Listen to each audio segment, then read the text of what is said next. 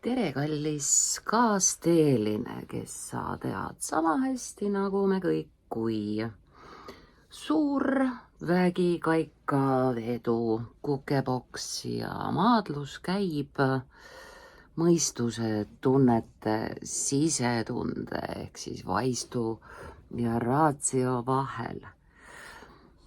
Kuna see käib kõigil, siis võtamegi teema, mida üsna hiljuti käsitles erakordselt täpselt, inspireerivalt ja hõlmavalt Marelle Kaelep, kaunis haldjapiiga.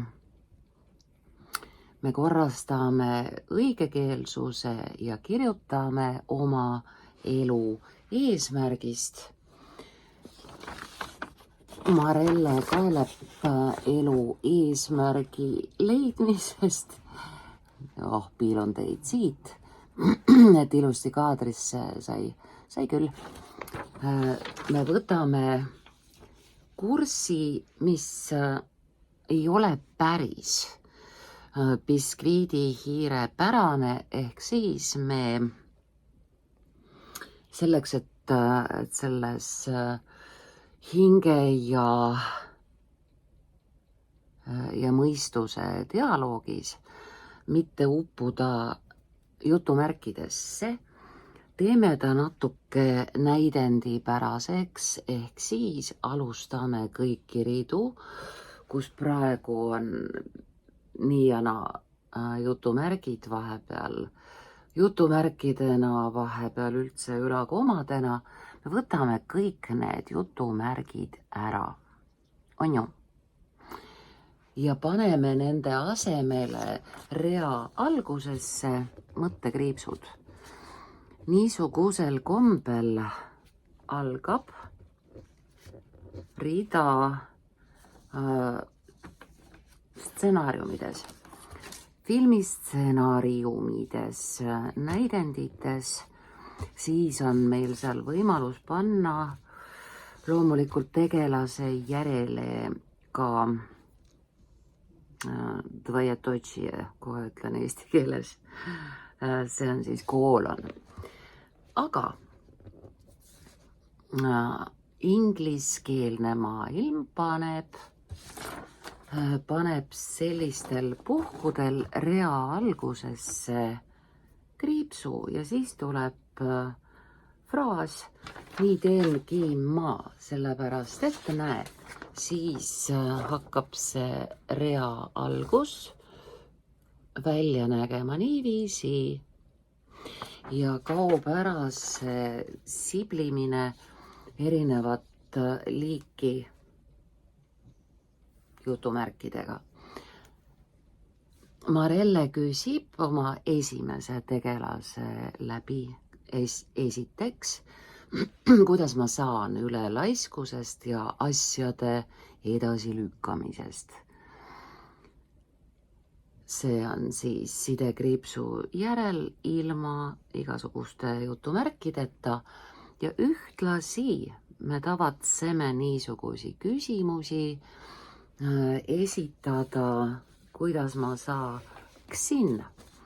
Viime selle ilusti leebelt tingivasse kõneviisi, kuidas ma saaksin.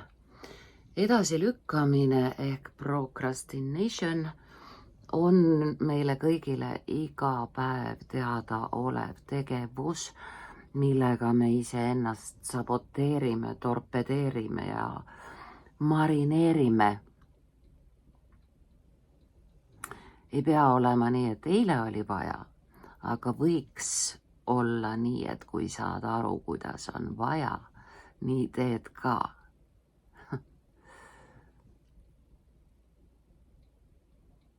Ma ei tea ühtegi inimest, kes moel või teisel asju edasi ei lükkaks ja selle peale küsib teine tegelaskuju Marelle Kaelepi tekstis, miks sa tahad neist üle saada.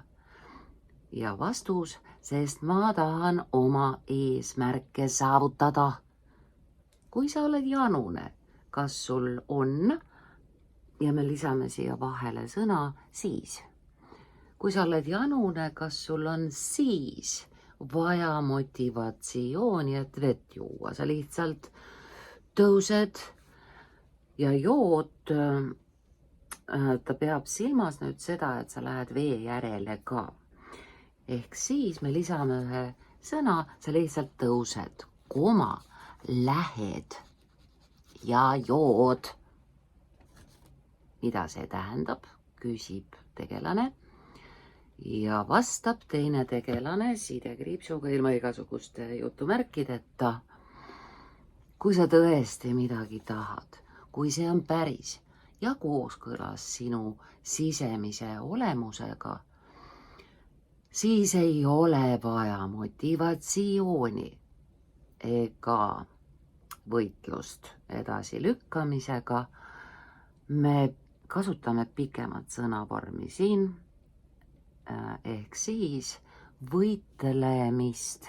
Ei ole vaja võitlemist edasilükkamisega.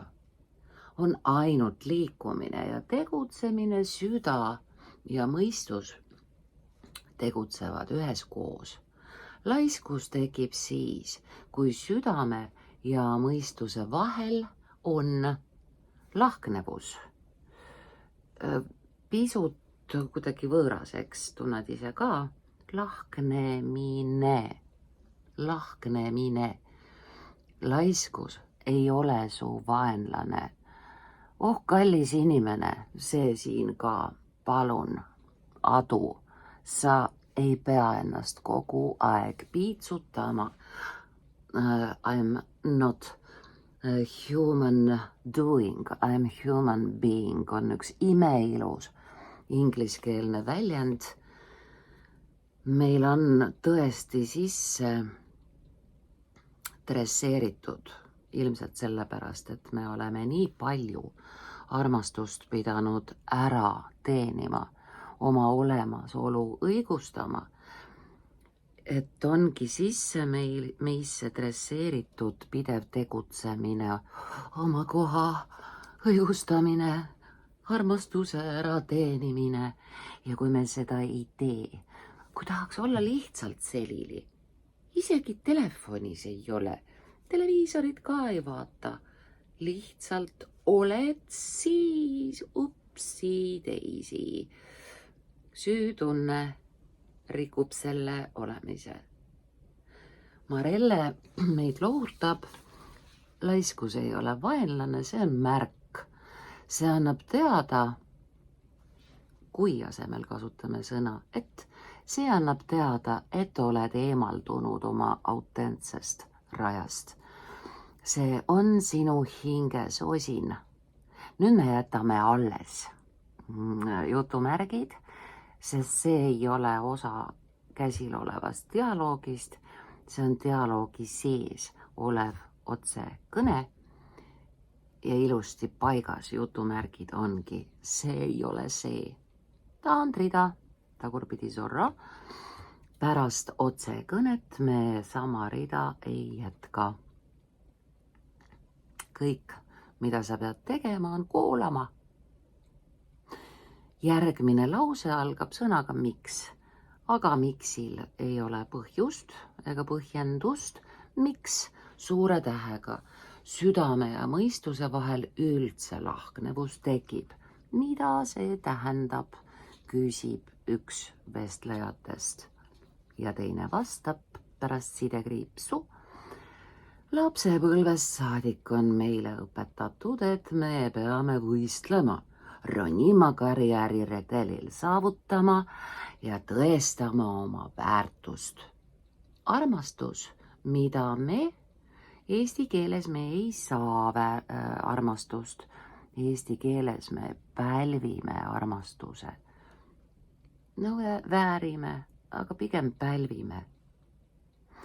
Siis ei ole seal hinnangut ka, väärid või ei vääri. Ehk siis armastus, mida me pälvime, sõltub sellest, kas me vastame oma vanemate ja ühiskonna ootustele. Edu, toksiline produktiivsus, kui hea väljend. pidev, robotlik tegemine. Oi, kas ma selle laua väljas lasin akutrelliga kinni? Ai, see lambipirn jäi vahetamata. Oi. Me muudame oma elu maapealseks põrguks siin vasardava toksilise produktiivsusega. Jess, kui hea väljend. Aitäh, Marelle! Saavutused ja auhinnad saavad viisiks. See on natuke liiga meloodia siin. Nad saavad mooduseks, kuidas otsime armastust ja heakskiitu. Mõistus, siin ei ole muuseas komasid, see ei ole kiiluga põimlause. See on täitsa tavaline lause, ei komasid. Niisiis, mõistus oma armastuse vajaduses laenab unistusi, komad ära, võõraid ambitsioone. Paljud meie unistused on konstrueeritud stiilis nii nagu peab, ega ole meie enda omad, tead küll.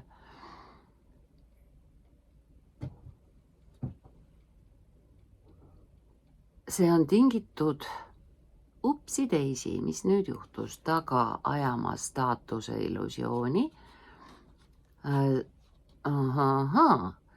Nüüd on mõned võimalused, see on tingitud staatuse illusiooni taga ajamisest. Või siis see on staatuse illusiooni taga ajamine. See ongi parem. See on staatuse illusiooni taga ajamine, enamasti veel kellegi teise eeskujul. Nii on. On üks väga hea väljend. Sa ei saa kellegi pealt maha kirjutada ei unistusi ega lahendusi, sest siin ilmas on igaühel meist erinev töövihiku ülesanne. Töölehed on kõigil erinevad. See sosistab. Ilma valuta pole võitu, pinguta rohkem. Muidu sa ei vääri armastust. Hüüumärk ja jutumärgid kinni. Jutu sees, jutumärgid sulguvad, kuid maha lause algab sõnaga kogu suure K-ga. Kogu selle müra taga süda vastandub, sest ta teab. Mõistus nimetab seda vastupanu laiskuseks, kuid need, kes julgevad kuulata, näevad selles peidetud tarkust. Armastus ei ole heakskiit, armastus on kooskõla tõega ja tõde voolab südamest, mitte mõistusest. Seega küsimus ei ole selles, kuidas laiskusest võitu saada, kuidas olla produktiivsem või saavutada rohkem. Eile oli vaja, veel rohkem oli vaja, tead küll. Tõeline küsimus on...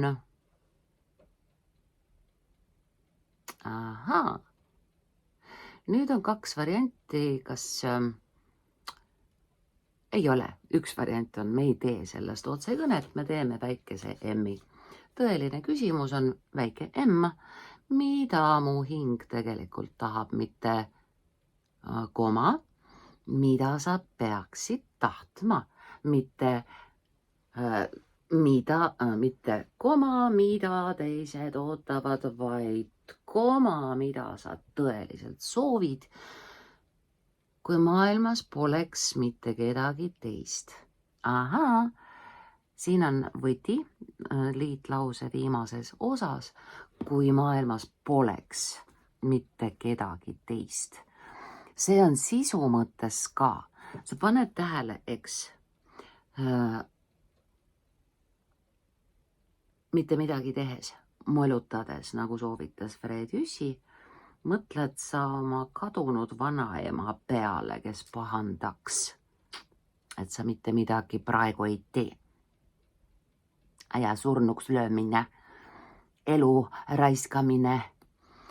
Ahaa, sisu võti ja ühtlasi on selles samas lauses ka vormi võti, sest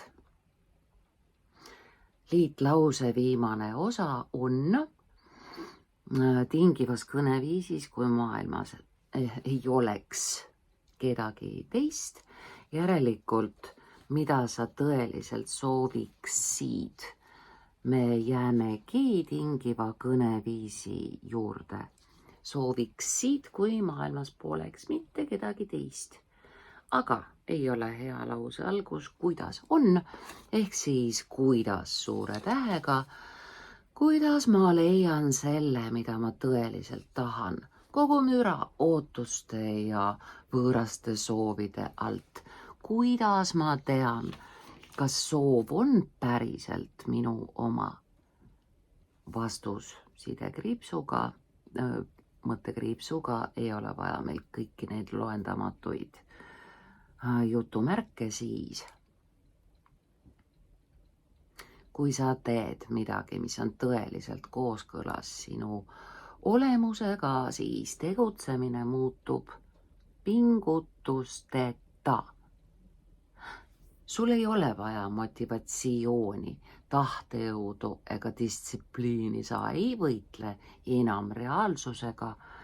Sa voolad koos sellega, oled täielikus harmoonias sellega, mis on. Ma võin kinnitada, et kui sul on hea seltskond, kellele eesti keelt õpetada, kui sul on väekas materjal, mille abiga seda teha, see ei ole töö, see on olemise viis, see on palve iga hingetõmbega, see on nauding, see on ühendus algallikaga, see on armastuse avaldus nii eesti keelele kui teksti autorile kui sulle.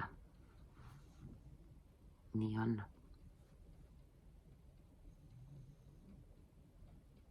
Ja.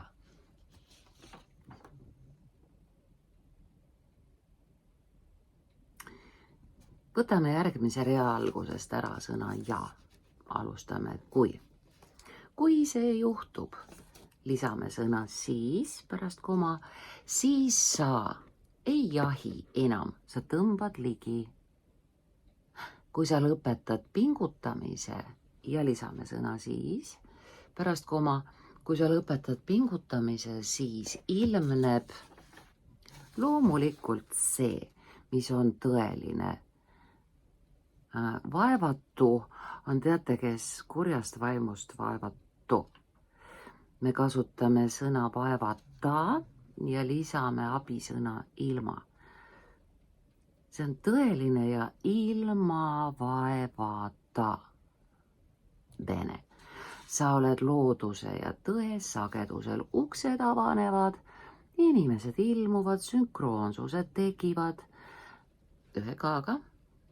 Mitte sellepärast, et sa pingutad, vaid sest sa oled lõpuks elu enesega, on parem kui endaga, elu enesega kooskõlas.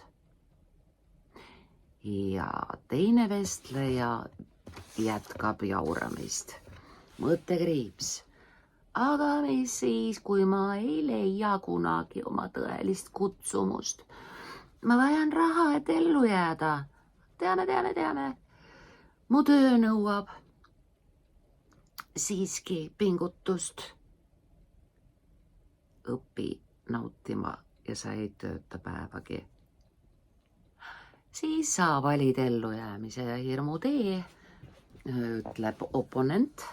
Mitte loovuse ja armastuse tee, sa valid elu, kus veeretad kivimäest üles, selle asemel koma, et anda järele ja lasta end jõel kanda. Pingutus on mõistus, kes püüab südant distsiplineerida, öeldes, sa peaksid seda tegema. Taandrida pärast otsekõnet me ei jätka sama rida, kuid kui tegutsemine tuleb südamest, siis mõistus kummardub loomulikult ja saab selle teenriks. Asendame sõnaga tema. Süda, jah, on küll pigem mis, aga siin saab selle teenriks ei ole hea. Mõistus kummardab ja saab tema teenriks. Jällegi mõttekriips, mitte jutumärgid, nii et siis polegi mul lootust, ei mitte mulle, mne, vaid niisiis polegi mul lootust. Vaatame, kas ta näitab sulle, näitab küll, nii sai, ahah. Ja siis teise lehekülje alguses enne sinu teksti, mismoodi sina oma mõistust taltsutad, ohjeldad, valjastad, ratsastad. Nii paljud väljendid eesti keeles on seotud ratsutamise ja hobustega. Mõttekriips. Sa oled täpselt seal, kus pead olema, sa ei saa sundida end pingutuseta olekusse. Jah, ma pingutan selleks, et olla pingutamata. Juhu! See tuleb loomulikult läbi sinu võitluste valu ja omaenda arusaamise. Nii sa ärkadki, sa ärkad tõele, oma tõele. Lõpeta võrdlemine, hüüumärk. Kas olete tähele pannud, kui palju pahandust tuleb sellest, et on aastaisa? Mis universum, mõõtmised, võrdlemised, kellegi allasurumine, sellest tulenev kadeduse, kurbuse, ilmajäämise tekitamine ja sealt kohe konfliktid, kui mitte endas siis hinges, kuni see plahvatab. Lõpeta võrdlemine, hüüumärk. Mõista, et võistlust ei ole. On ainult sinu rada, sinu elu, sinu rütm. Tamme tõru ei püüa olla palmipuu. Natukene muudame. Tamme tõru ei olegi puu. Tõru on tõru. Teate, mis on lihtne? Teate küll. Tamme tõru ei püüa kasvada palmipuuks. Kookospähklist kasvab palmipuu, tamme tõrust kasvab tammepuu. Niisiis tammetõru ei püüa kasvada palmipuuks. Ükskõik, kui väga ta ka ei püüaks. Ta kasvab välja oma tõeliseks vormiks. Nüüd on lause, sina ei ole erinev, oled küll.